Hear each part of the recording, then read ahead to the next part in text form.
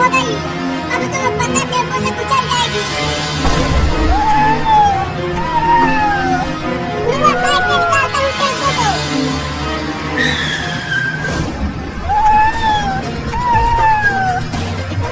अरे तो टेम्पो के आगे आगे ही भागने लगी। Oh no!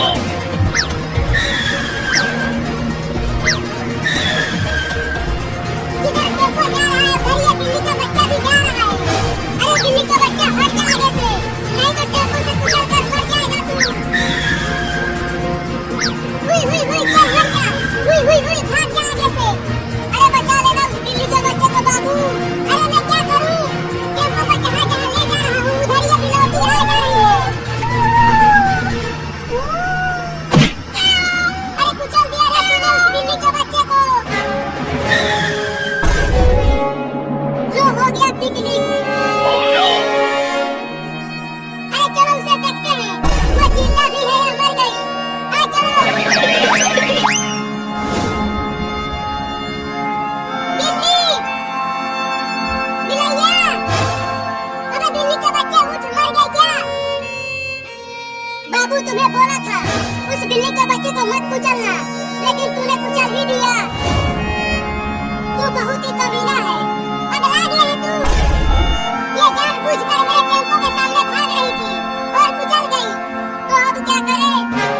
चलो इसको अपने गांव के डॉक्टर से दिखाते हैं, शायद ये ठीक हो जाए। नहीं, इसे यहीं रोड पर छोड़ दो और चलो हम पिकनिक पर चलते हैं। अरे पिकनिक पर तो बाद में भी चले जाएंगे, पहले चलो इसे बचाते हैं।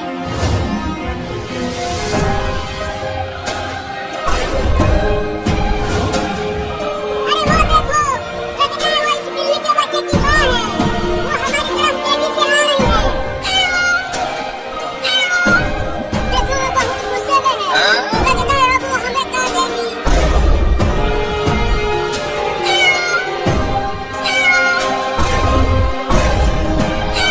Oh no! अरे भाई तो अपने बाप काट लिया।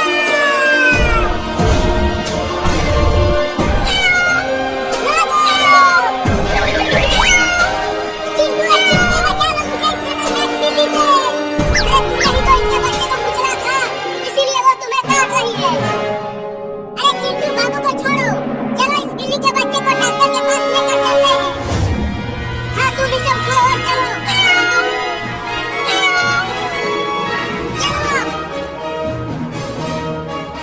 अरे मुझे इस खतरनाक बिल्ली के पास छोड़कर क्यों भाग रहे हो? बचाओ मुझे। अब खुद ही अपने आप को बचाओ, हम तो जा रहे हैं। अरे मत जाओ, रुको।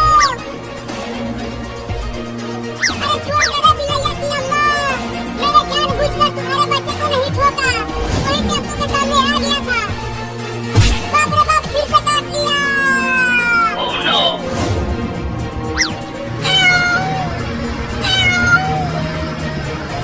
आजा आजा, अब आके पकड़ ले मुझे। अब तू मुझे नहीं काट पाएगी, ये टेम्पो तुमसे बहुत तेज भागता है। अरे चिंटू और चिंकी रुको। अरे इतना तेजी में दौड़ कर कहाँ जा रहे हो?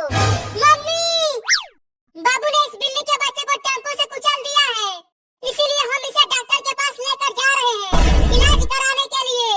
क्या? ठीक है, तो जल्दी जाओ और जल्दी वापस आ भी जाना। ठीक है मम्मी, हम जल्दी वापस आ जाएंगे।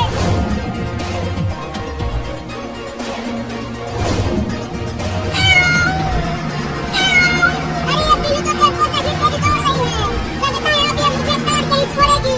Oh no! अरे नहीं नहीं बिल्ली मौसी, मुझे अब काटना मत, पहले ही तुम मुझे बहुत काट चुकी है। देखो अब तुम मुझे डरा रही हो, डर के मारे मेरे फेफड़े फड़फड़ा रहे हैं। नहीं। देखो चिंटू हो रहा हॉस्पिटल, और तेज दौड़ो। अरे डॉक्टर साहब, हॉस्पिटल का दरवाजा खोलो, बहुत जरूरी है। समय की तारीख में इनकी विरासत और इनकी रवायात में बाज़ ऐसे अहम और औकात होते हैं जो निशान ریکارڈ سنگے میل کی حیثیت رکھتے ہیں، جن پر اگر غور کیا جائے تو نہ صرف ماضی کے نقش و باز مستقبل کے اہداف بھی روشن ہو جاتے ہیں۔ یوم باب اسلام کی اہمیت نہ صرف برصغیر پاکستان کے بسنے والے افراد کے لیے بلکہ پوری دنیا کے مسلمانوں کے لیے غیر معمولی ہے۔ یہ دن اس لحاظ سے اہمیت رکھتا ہے کہ ابن قاسم کے قدموں کا اس ختم اسلام کی دعوت کو لے کر آنا نہ صرف سندھ بلکہ صدیوں بعد دنیا کے نقشے پر اسلام کے نام پر ایک مملکت خودداد اور اسلامی جمہوریہ پاکستان کے قیام کا پیش خیمہ ثابت ہوا۔ 10 رمضان المبارک 93 ہجری کو اول اور ہجری کے مقام پر راجہ دیرات کا شخصیت کھانا اور ابن قاسم کا خطہ مند ہونا ایک انفرادی عمل نہیں تھا بلکہ امت مسلمہ کی تاریخ میں ایک نئے باب کا آغاز تھا۔ ابن قاسم نے اس خطے میں اسلام کے جو بیج بوئے، اس سے آخرکار شجر طیبہ کی شکل میں ایک نئی مملکت کا اظہار ہوا۔ ابن قاسم نے سندھ سے ملتان اور بعض روایات میں کشمیر تک اسلامی دعوت کو پہنچایا۔ اس طرح شمالی سے آنے والے مسلم فرمانبردار اور زمین تہذیب و ثقافت شاہ ولی اللہ دہلوی جیسے کو ستاق الدین کا قیام کیا۔ دن کے زیادہ گارم شاہ عبدالعزیز اور عبدالحق محافظ دہلی کے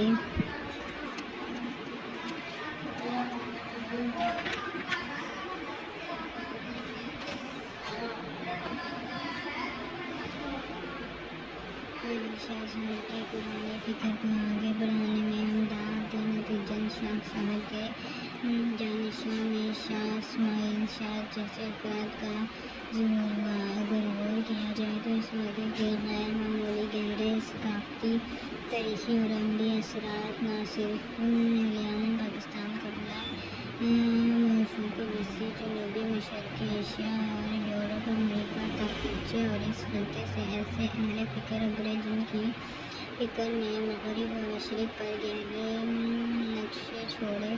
دور جانے کی ضرورت نہیں، صرف 20ویں صدی میں خطے نے عالم اسلام اور دنیا کو علامہ اقبال، علامہ اقبال اور دیگر روحانی حضرت حسین ندوی جیسی شخصیات دی۔ یہ واقعہ اس لحاظ سے بھی اہمیت رکھتا ہے کہ یہ اہم یاد دلاتا ہے کہ رمضان ہی وہ مہینہ تھا جس میں پہلا اسلامی معرکہ بدر کے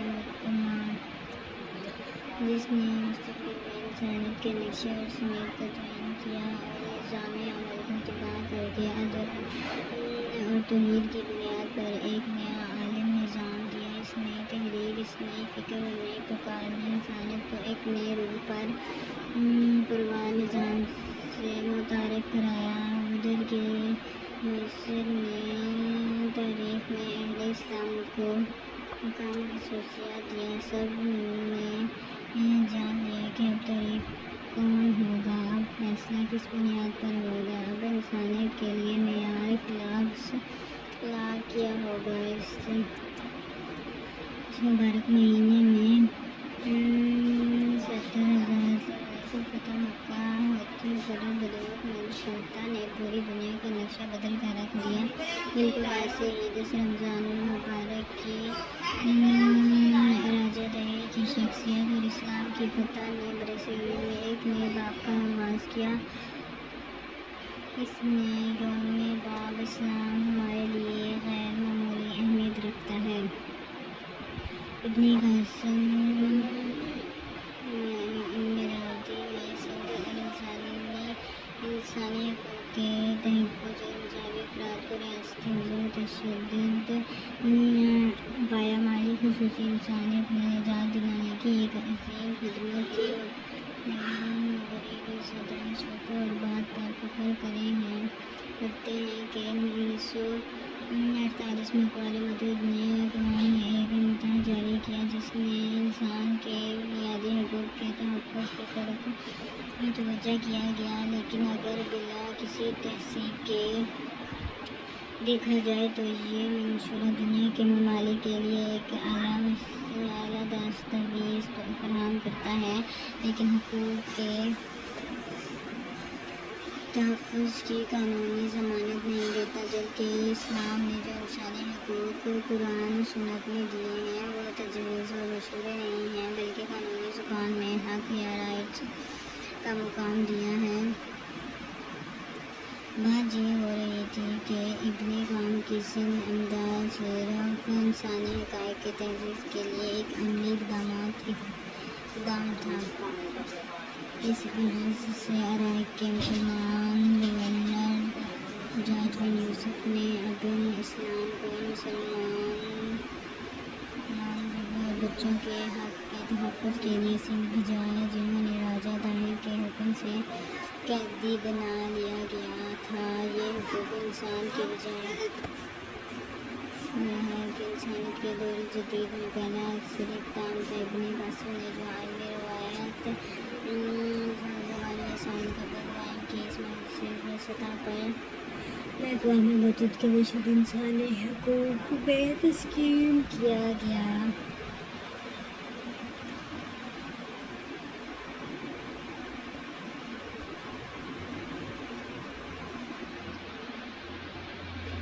اقوام متحدہ کا مشورہ انہیں ان کا پاداشی حق دلانے میں ناکام رہا ہے۔ بہت واضح مثالیں فلسطین اور کشمیر کے مظلوم انسانوں کی جدوجہد آزادی ہیں۔ ابن قاسم نے سندھ میں جس روایت علم کا آغاز کیا، اس نے سندھ کی مروجہ جاہلی تہذیب کے تو حمیت بت پرست اور فرما بردار کے امراض اختیارات کی جگہ وحی اہلی اور علم پر بنی ایک نئی ثقافت کو مترادف کرایا۔ سندھ میں ٹھٹھا علم، فکر اور ثقافت سرگرمیوں کا مرکز بنا دیا گیا۔ یہ شکل اختیار کی سندھ کاشی ٹائلوں اور ہندی شکلوں میں بننے والے رنگ برنگے ظرفوں کی برآمد کی ایک بڑی منڈی بن گیا، ایک وہ سرزمین جہاں پرست پر کا جبری تھا۔ انہوں نے اپنے ہاتھوں اور کشے ہوئے اسلاج گونجی تھی، اور وہاں ہاتھ جو کال تک انسانی مجسمے اور ثابت ہوتے ہی اور بت بنتے تھے۔ کاشتکار ٹائل اور گھریلو استعمال ٹائرزن تزئین اور رہائش میں استعمال ہونے والے ظرائف کی تحقیق کے لیے مشہور ہو گیا۔ اب انسانی شکلوں کی جگہ فطرت سے قربت بھول بتوں اور ہندو شکلوں نے لے لی، اور فن سازی عدل انصاف کے پھیلانے کا ایک ذریعہ بن گیا۔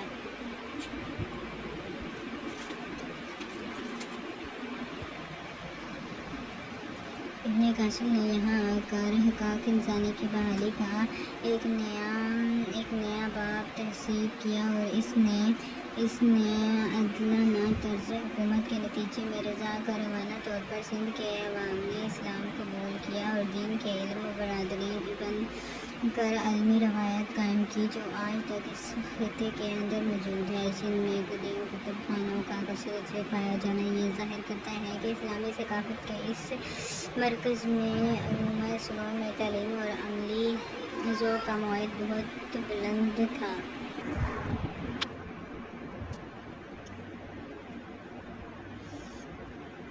زندگی میں راجہ گھرانوں نے اپنی زندگی ہار کو کھول کر اپنا نہیں بنایا تھا۔ ابن قاسم جو نوجوان تھے، جس نے کچھ عرصہ قبل جب وہ 15 سال کا تھا، کرد کو باعث کی بغاوت کو دور کیا تھا، اور جس نے جیسی شہزادی کی بنیاد رکھی تھی۔ یہ ایک قوت مالی اور اللہ تعالیٰ کی ذات پر عمل بھروسہ تھا، جس نے اسے قدم پر کامیاب کر دیا۔ کم عمری میں نہ صرف خطے میں اسلام کو پھیلانے کی کوشش کی، بلکہ ایک ایسے نظام قائم کیا جس نے اس وقت کی وادیوں کا ایک انسانی دی گئی جس کے ساتھ مذہب اور روایت کا اظہار کیا گیا اور انہیں پوری مذہب اور ثقافت کا آزادی دی گئی اور اپنے رسول پر بغیر کسی دباؤ کے عمل پیرا رہ سکیں۔ یہ ہماری بدقسمتی ہے کہ ہم نے بہت سے بیرونی اور جہل ثقافت اثرات کو قبول کرتے ہوئے خود امت اسلامیہ کے اندر وہ تقسیم پیدا کر لی ہے جنہوں نے بنیاد اسلام میں نہیں ہے۔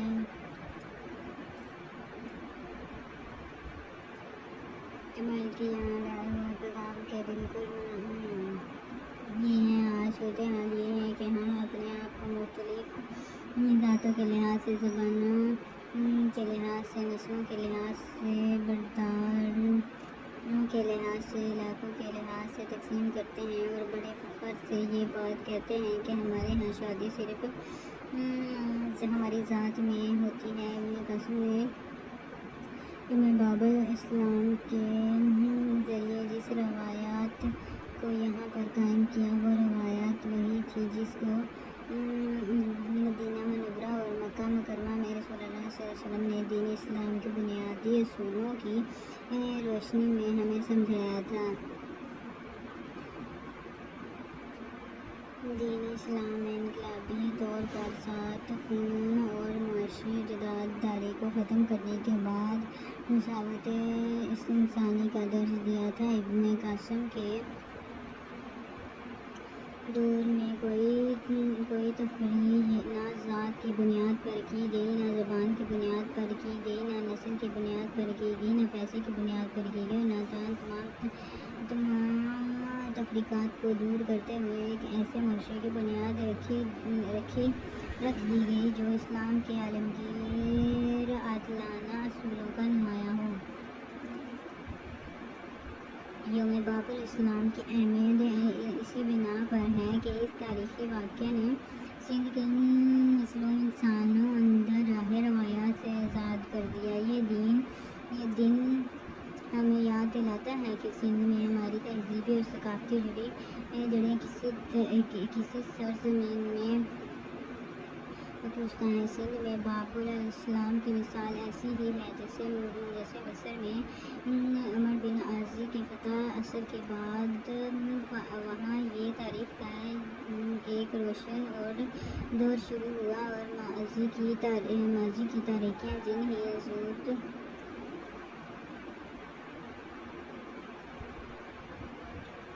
مسلمان بنیادی طاقت واقعہ کے بعد فرعون کی تہذیب سے اپنے آپ کو منقطع کیا اور اپنی تاریخ کا آغاز فتح مصر کے بعد وجود میں آنے والی اسلامی تہذیب سے کیا۔ ارحام مصر آج بھی قبل اسلام کی جاہلی تہذیب کی علامت ہے۔ جبکہ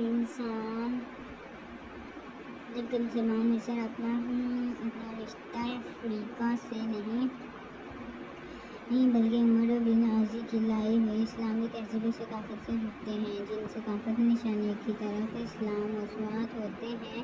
ورنہ ابولہب کا مدرسہ ہے کہ نہ توت خاندان کی شوخ لاش بلکہ وہ مساجد ہیں جو تاریخ کے حضور کے تعمیر ہوئے، جو کتب خانے پر مکتوب سے بھرے ہوئے ہیں، اور وہ تعمیرات جو اسلامی تہذیب کی نمائندہ انہی کا نام اصلی تہذیب ہے۔ یہی مسوریت کی پہچان ہے۔ اہل فن آج بھی روایتی پیدائش کا اندازہ کا استعمال کرتے ہیں۔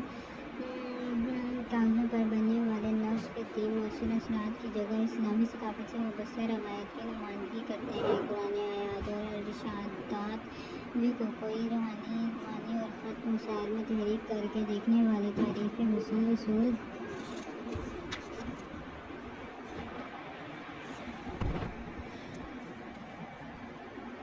کرتے ہیں۔ اگر غور کیا جائے تو یوں باب الاسلام دراصل ایک نئی ثقافت، ایک نئی تہذیب، ایک نئے رجحان کے آغاز کی علامت ہے۔ یہ میز باہر سے آئے ہوئے ایک فرد کی فتح کی داستان نہیں ہے، کیونکہ یہ فتح جس بنا پر ہوئی وہ کوئی استحالی حملہ نہ تھا، بلکہ یہاں پر حقوق انسانی جس کو صدیوں سے پامال کیا گیا تھا۔ یہ ان کی بحالی کے لیے ایک جرأت مندانہ حرکات پسند انسانی اقدامات تھا۔ یہ ایک لغزش کا اقدام تھا جس کے ذریعے ان افراد کو نہ صرف جبری قدیم کر دیے گئے تھے بلکہ ان افراد کو جن کے دل دماغ کو غلام بنا دیا گیا تھا اور جن پر انسانی اور پتھر کے بتوں کو بطور حکومت حاکم مسلط کر دیا گیا تھا۔ 10 رمضان مبارک کو ابن قاسم کی سندھ میں کامیابی کے ساتھ کہاں کہاں تک پہنچے، تفصیلات میں جائے بغیر ہم اختصار سے صرف یہی کر سکتے ہیں کہ یوم باب اسلام نہ صرف برصغیر عالم عملی اسلام کے لیے بھی ایک اہم تاریخی سنگ میل کی حیثیت رکھتا ہے۔ یہ جس نظام کی بنیاد رکھی گئی اس کی پہچان عدل و روایات، تحمل، حاکمیت، اہلی اور معاشرتی فلاح تھی۔ اس نظام میں انسان کے بلند ہونے کی بنیاد نہ دولت تھی، نہ اس کی نسل، بلکہ اس کا علم و تحفظ۔ سندھ میں اشاعت اسلام کا بڑا سبب اور عادلانہ نظام تھا جس کے ذریعے ایک اعلیٰ ذات کے فرد اور ایک کم معاشرتی مقام کے حامل شخص کو یکساں عدل کے خصوصیت کا موقع ملے۔ اسلام نے جس روایات کا مذہب کیا اور جنوات اور سندھ نے بغیر کسی مراعات کے اس نئے نظام کا استقبال کیا۔ ابن قاسم کو اپنا نظام ہند درست تھا۔ معاملات میں جو لوگ دین کی سربلندی کے لیے کوشاں ہیں، مسلم حکومت انہیں سخت ناپسند کرتے ہیں اور جیل اور تقریباً کا نشانہ بناتی ہے۔ ایسی شکل متحرک کی آزادی کی ہے جو ایشیا وسط ایشیا اور افراد میں اپنے انسانی حقائق کے تحفظ کے لیے دنیا میں کی گئی نئے قاسم کی ضرورت ہے جو افسر لسانی قومیت، قبائل، بتوں اور اسلامی دشمن تصورات کی جگہ ایسی روایت کو تازہ کرے جو تقریباً 1000 سال قبل اس خطے کی پہچان بن گئی تھی۔ یہ دعا بالانفرجنیا بن ابوالقاسم انسان سے اس روایت سے ابھرے گا۔ اللہ تعالیٰ کی یہ سنت ہے کہ وہ جب ایک قوم اپنے آپ کو بدلنا چاہتی ہو تو اسے ہدایت رہنمائی دیتا ہے تاکہ حق غالب آ جائے اور باطل فنا ہو جائے۔ بے شک باطل فنا ہونے ہی کے لیے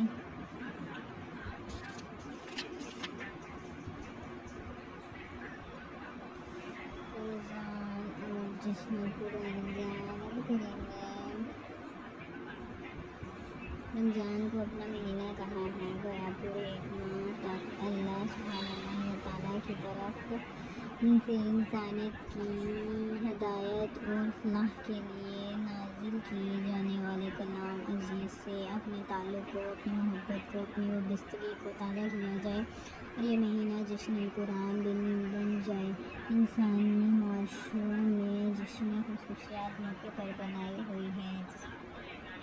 اپنی آزادی کسی ملک سے یوم استحقاق سے وابستہ ہوتا ہے۔ جشن ولادت وہ لوگ مناتے ہیں جو اپنے یا کسی کی ولادت کو کسی مقامی عاصر سے وابستہ کرنے پر ایمان رکھتے ہیں، لیکن جشن قرآن کا تعلق اس کے پیغام اور اس کی انقراض تعلیمات کے ذریعے تاریخی انسانیت میں ایک نئے دور کے آغاز سے ہے۔ یہ ایک پرقدر جشن ہے۔ اس کا آغاز یکم رمضان سے اور اختتام میں یکم جولائی کا ہوتا ہے اور پورے مہینے میں نہ صرف روزہ ادا بلکہ قرآن کریم نے رمضان کو اپنا مہینہ کہا ہے، گویا پورے ایک ماہ تک اللہ سبحانہ وتعالیٰ کی طرف سے انسانیت کی ہدایت اور فلاح کے لیے نازل کیے جانے والے کلام عزیز سے اپنے تعلق کو، اپنی محبت کو، اپنی وابستگی کو تازہ کیا جائے اور یہ مہینہ جشن قرآن بن جائے۔ انسانی معاشروں میں جشن خصوصی مواقع پر منائے جاتے ہیں۔ جشن آزادی کسی ملک سے یوم استقلال سے وابستہ ہونا ہے۔ جشن ولادت وہ لوگ مناتے ہیں جو اپنی یا کسی کی ولادت کو کسی مقدس ذات سے وابستہ کرنے پر ایمان رکھتے ہیں، لیکن جشن قرآن کا تعلق اس کے پیغام اور اس کی انقلاب انگیز تعلیمات کے ذریعے تاریخ انسانیت میں ایک نئے دور کے آغاز سے ہے۔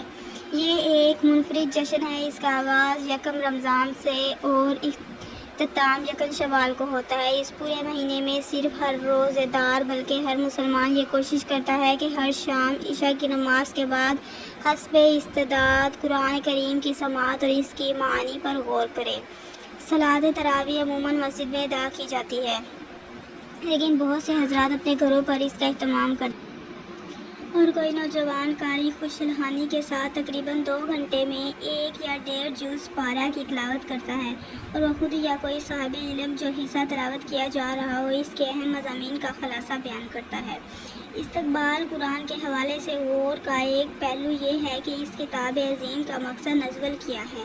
کیا اس کا مقصد بھی دوسری مقدس کتابوں کی طرح خاص مواقع پر برکت کے لیے پڑھا جانا یا بدارواہ کو بھگانے یا کسی کام کے آغاز کے وقت برکت کے لیے اس کی تلاوت کا کیا جانا اس کا مقصد ہے، یا یہ ایک ایسی کتاب ہدایت ہے جو دنیا کے تمام انسانوں کو صراط مستقیم اور نجات سے آگاہ کرنے اور زندگی گزارنے کے صحیح طریقہ کی تعلیم کے لیے نازل کی گئی ہے؟ قرآن کریم خود اپنے بارے میں کہتا ہے کہ وہ تمام انسانیت کے لیے ہدایت ہے، یعنی تمام انسانیت کے لیے اخلاقی لائحہ عمل ہے۔ یہ انسانوں کو آگاہ کرتا ہے کہ وہ کس طرح زندگی سے تضادات کو دور کر کے اپنے رب کی بندگی اختیار کرے اور کس طرح اپنے فرائض و واجبات ادا کرے۔ قرآن کریم اپنے آپ کو ایک ایسی کتاب کہتا ہے جس کا بھیجنے والا اور مصنف کوئی انسان نہیں ہے بلکہ رب العالمین خود ہے۔ اللہ کا یہ کلام اس کے برگزیدہ فرشتے جبرائیل علیہ السلام کے ذریعے تاریخ کے مختلف ادوار میں اس کے انبیاء پر